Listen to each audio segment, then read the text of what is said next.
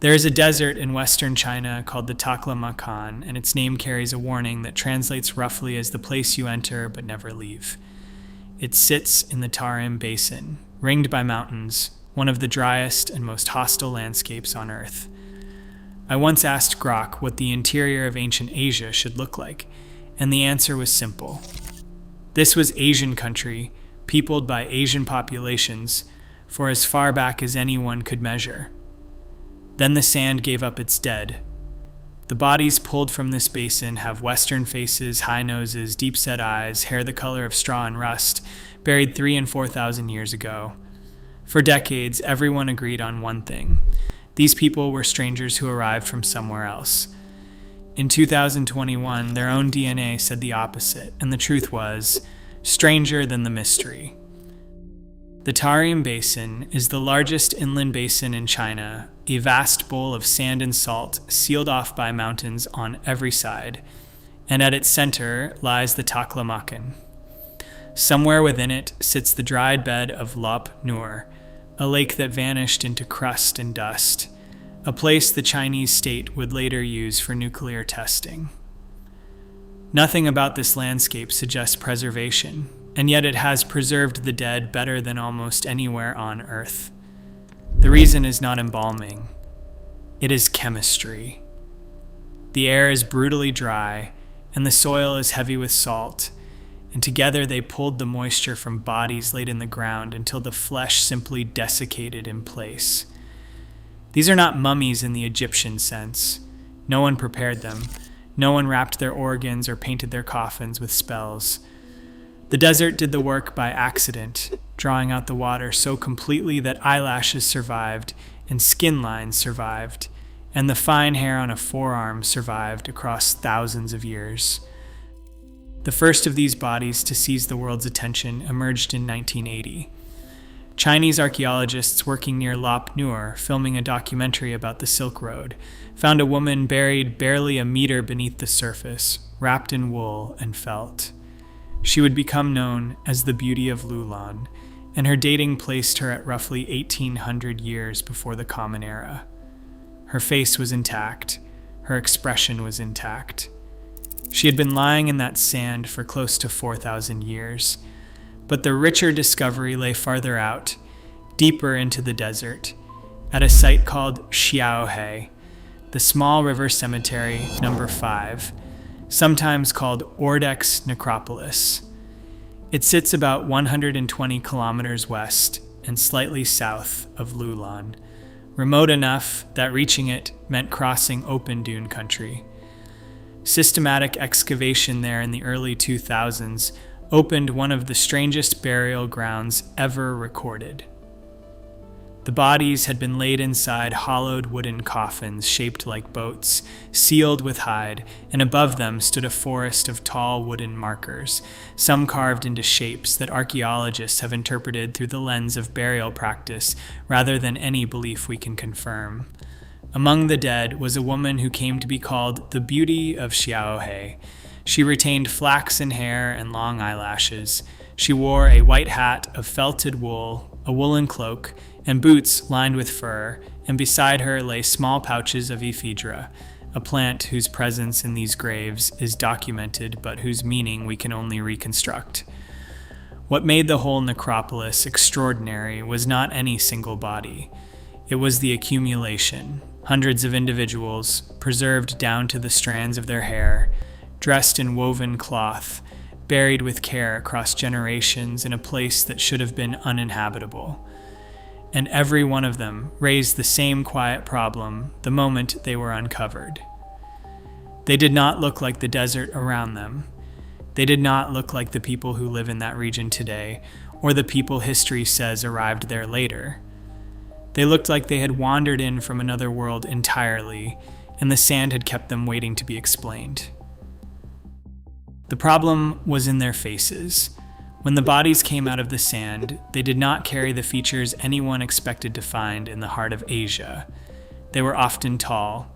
Their eye sockets were deep set. Their noses were high and narrow. Their hair ran from flaxen to a deep rust red, preserved strand by the dry salt ground. To the first researchers who stood over them, these looked like people who belonged thousands of kilometers to the west, and yet here they were, buried in the driest corner of Western China. The clothing deepened the puzzle rather than solving it.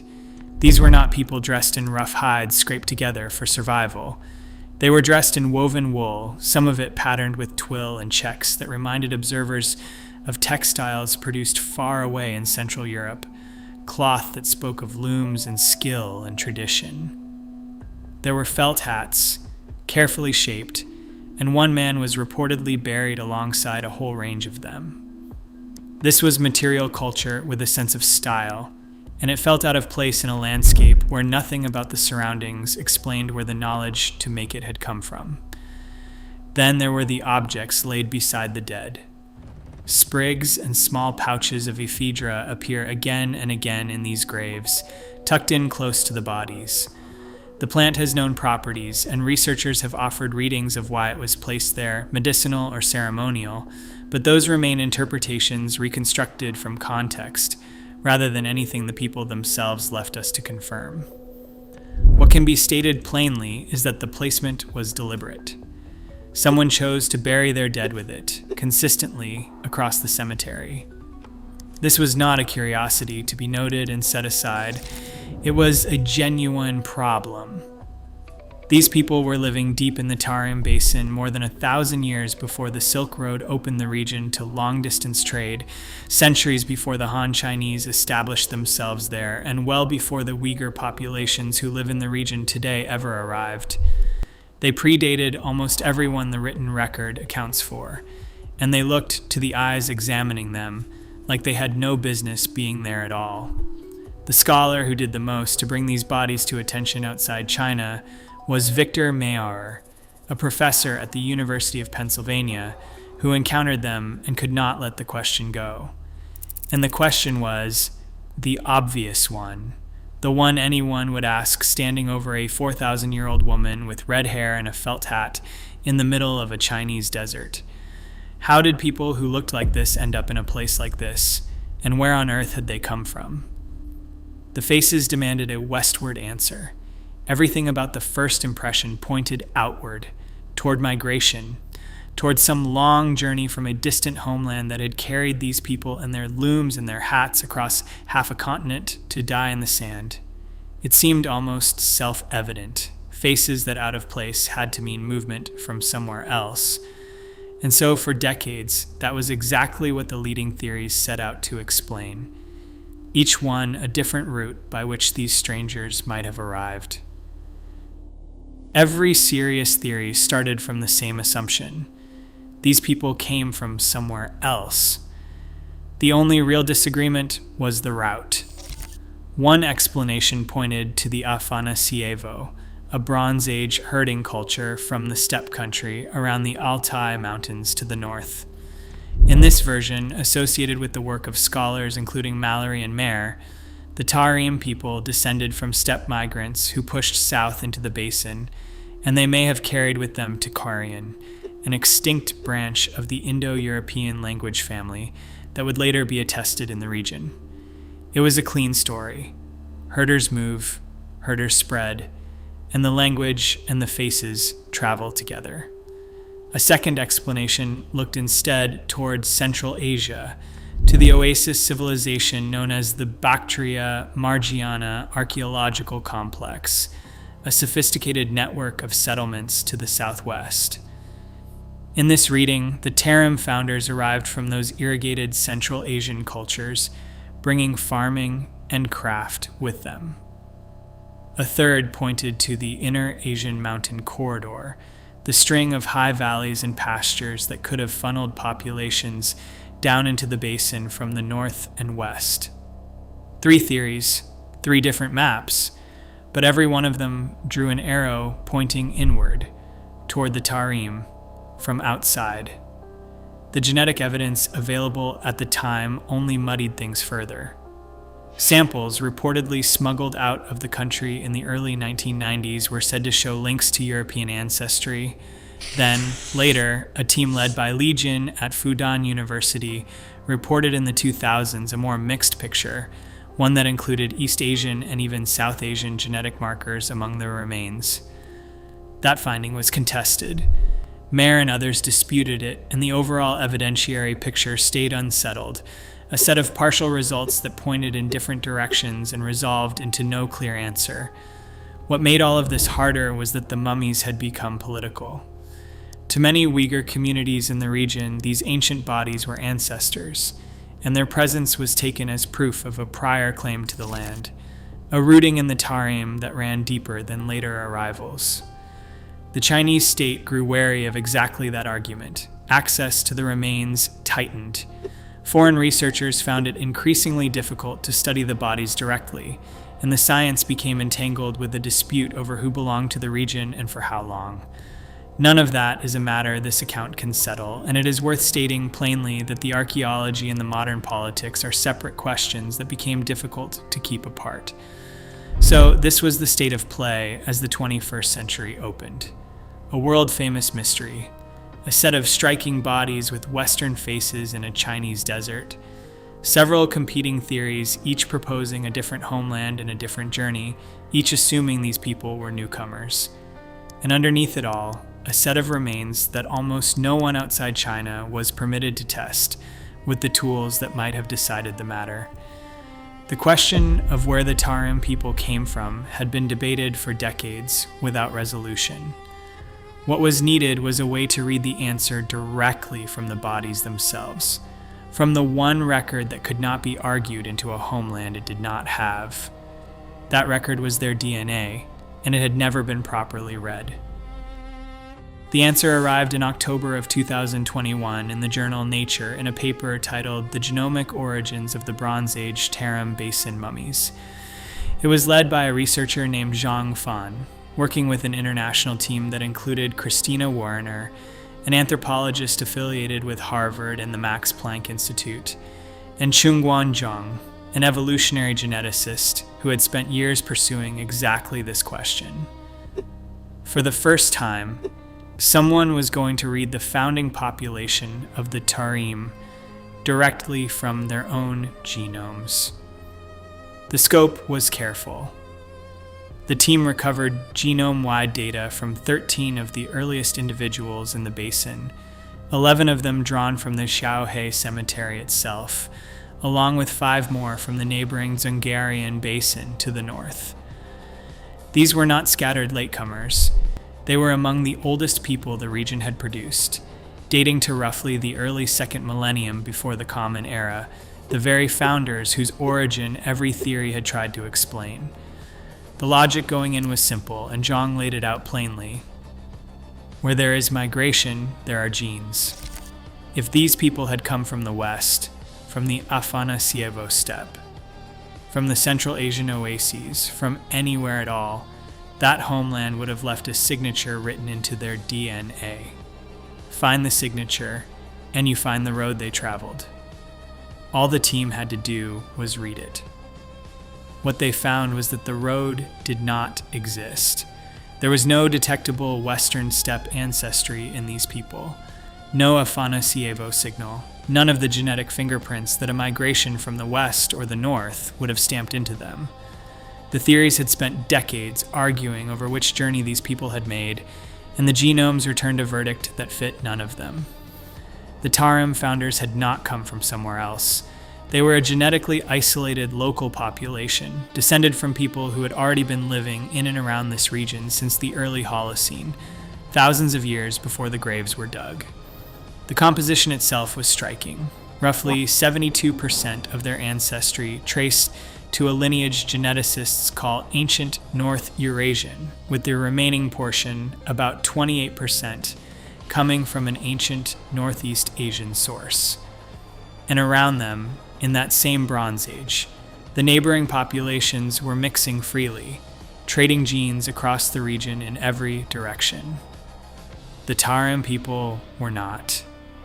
They sat in the middle of all that movement and stayed sealed, marrying among themselves, absorbing no one. A genetic island in a landscape full of traffic. It was the reversal of everything the mystery had assumed. For a century, the question had been how these strangers arrived, which route carried them across half a continent to die in the sand. The genomes erased the question entirely because there had been no arrival.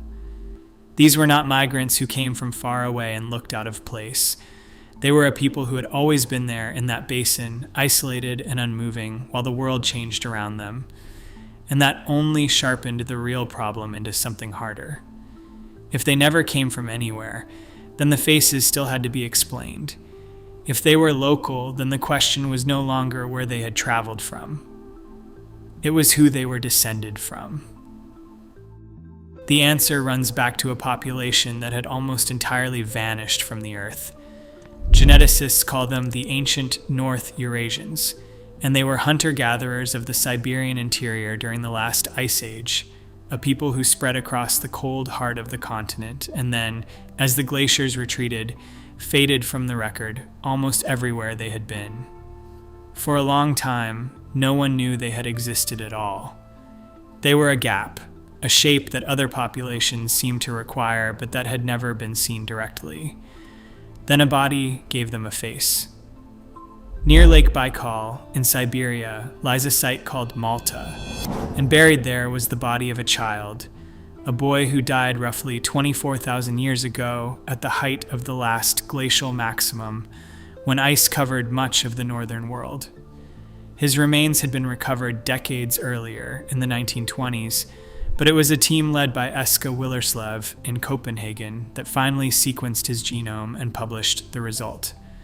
The boy, known as MA1, turned out to belong to a population that science had suspected but never confirmed. He was the first clear representative of the Ancient North Eurasians, a ghost made real. The reason they are called a ghost population is that they left almost no whole descendants, and yet their DNA is scattered across the modern world.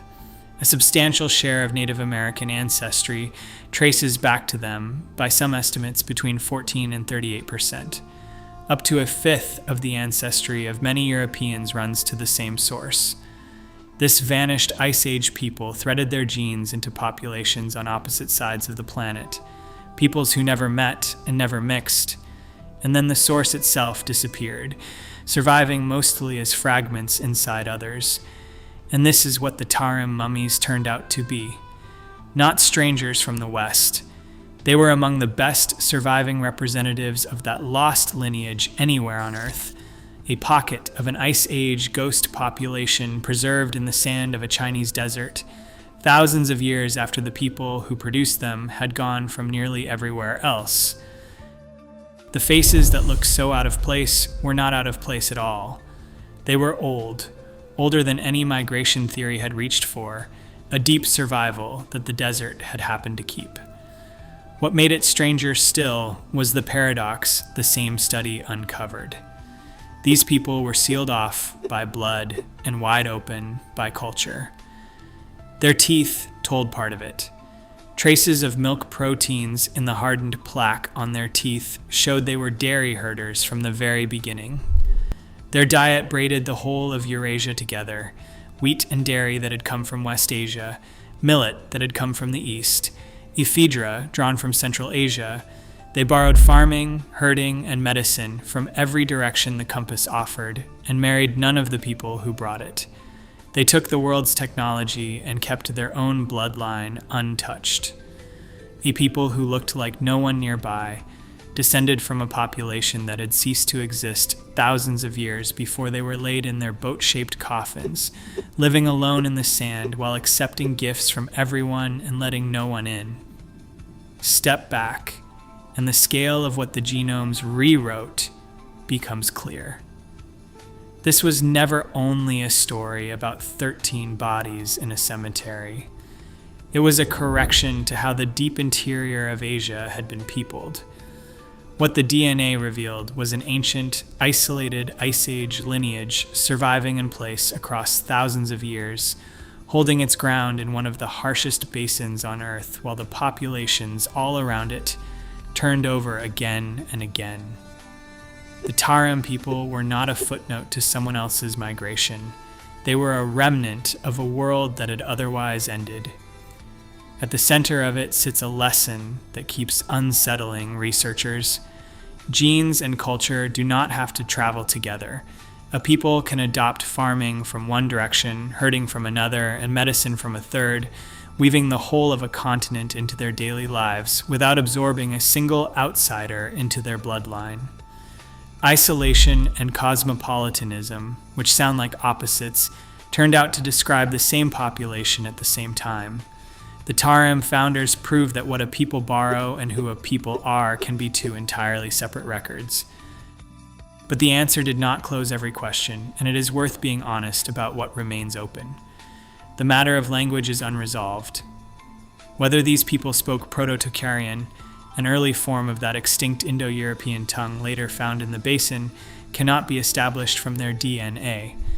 The scholar Elizabeth Wayland Barber has cautioned against assuming it, pointing to a gap of roughly 1,000 years between the mummies and the first attested Tocharian, more than enough time for a language to arrive without the people changing. Others, including the linguist Ronald Kim, have argued the timing could still fit. The evidence sits between them, and it is not this account's place to force it one way. There are limits of scope as well. The genetic study, powerful as it was, sampled one horizon at essentially one site. As the geneticist Vagish Narasimhan noted, wider sampling across more of the basin could complicate the picture, revealing ties the first 13 genomes did not show, and access itself remains a constraint. The political sensitivity of the region and the restrictions on foreign research mean the record here is far from fully read. Much of what these bodies could tell us is still locked behind sand and behind circumstance. So the honest position is the one the evidence supports and no further. The DNA fixed the origin of the Tarim people. It did not tell their whole story. How an Ice Age relic population came to be thriving alone in the Taklamakan, held together for millennia while refusing every neighbor, and what finally became of them as the centuries closed over the cemetery, remains only partly answered. The genomes gave us the beginning of these people with a certainty nothing before had approached. The middle and the end are still being assembled from fragments. What can be said is that a century of assumptions was overturned by a single reading of their genetic code, and that the truth it exposed was stranger than any of the journeys anyone had imagined for them. They were not travelers who arrived. They were survivors who stayed, long after the world that made them was gone. Return to the desert and to the bodies it kept. The beauty of Loulan, the beauty of Xiaohe, faces intact after 3,000 and 4,000 years, still wearing their felt hats, still framed by hair the color of straw and rust. For a century they were treated as strangers who wandered in from somewhere far away, a mystery of migration waiting to be traced. Their own DNA revealed something stranger. They were the last of a people who were already ancient, a ghost lineage out of the Ice Age that survives now mostly as fragments of code carried inside billions of us and almost nowhere as a whole. And the desert still holds what it has not yet given up. Sealed graves, restricted laboratories, questions the sand has kept for 30 centuries. A record, layer beneath layer, that is still being read, one body at a time.